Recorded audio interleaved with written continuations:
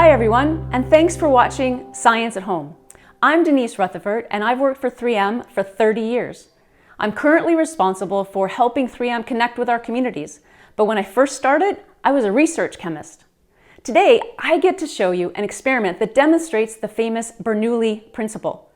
It's named after a famous Swiss mathematician and physicist, Daniel Bernoulli.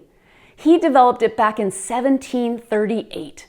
And it's a really important principle that explains how birds can fly so easily and how airplanes take off and stay in flight. Now, let's get to that experiment. Before we do any kind of experiment, we really need to address safety. You'll often see scientists wearing safety glasses and gloves, especially when dealing with volatile chemicals or extreme temperatures. For this, I feel pretty safe without gloves, but I'm going to wear safety glasses because it's a good practice. Before we get started on this experiment, we're going to need a ping pong ball and a hairdryer. Use one that has a non-heat setting if you have it. Now we can get started. First, plug the hairdryer in. Second, hold the ball above the end of the hairdryer and turn the hairdryer on so it's blowing steadily and strongly enough to let go of the ball. Then we're going to watch the ball rise in the column of the air created by the hairdryer.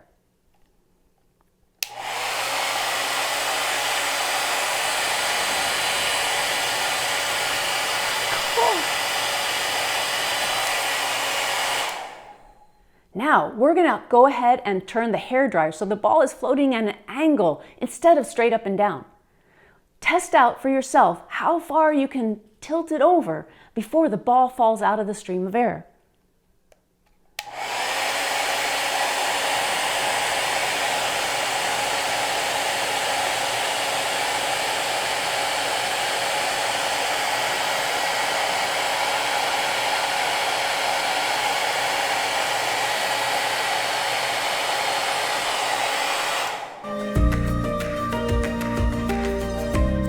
Why did the ball stay aloft so far when we tilted the angle of the airflow? That's because the ball is held in the column by the pressure of the air around it.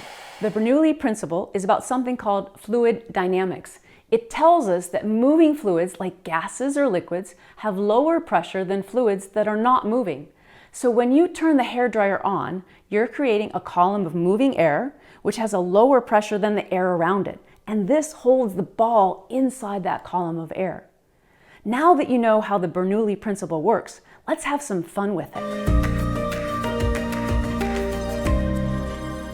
I was able to build a simple ping pong ball launcher out of construction paper and tape.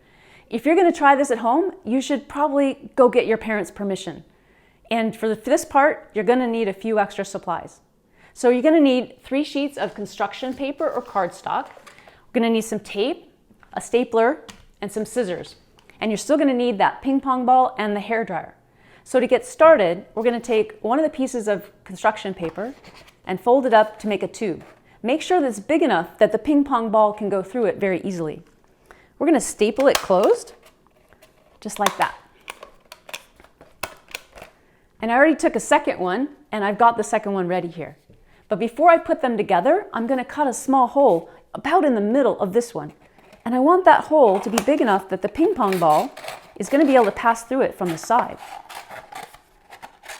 So a nice big circle on the side of this piece of paper. Okay? All right, so I got that hole cut just like that. And then I'm going to stick these two together. So just slide one right inside the other one, like that. And then we're going to tape them together with our handy dandy masking tape. Any tape will work. I find that masking tape of some sort works best because it's super sticky. So just tape those two together. And then that other piece of construction paper, just cut it in half and then roll it like this. So that becomes the side that's going to go over this hole. So we're going to staple that one. And then to make it fit over that hole really well, we're going to cut a smiley out of one end. So we're just going to cut it just like this so that it's got a nice smile to it.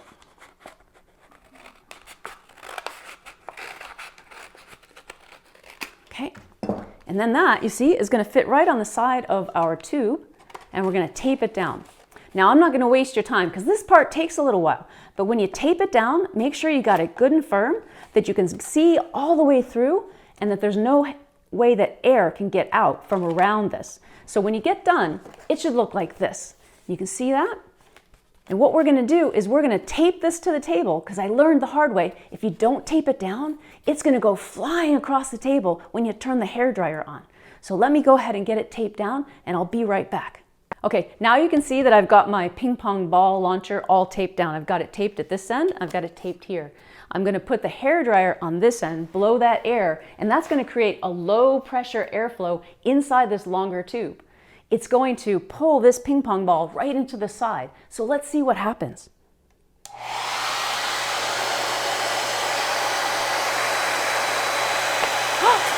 Cool.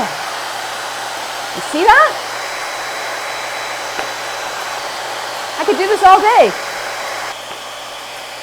This same type of system is used for a lot of applications, like the carburetor on old cars. The air is sucked in this case, instead of ping pong balls, it's the gasoline that's pulled into the engine to turn the pistons. Can you think of any other examples of the Bernoulli Principle? Be sure to clean up when you're all done. Collect everything, especially those stray ping pong balls, and put away all the materials back where you found them.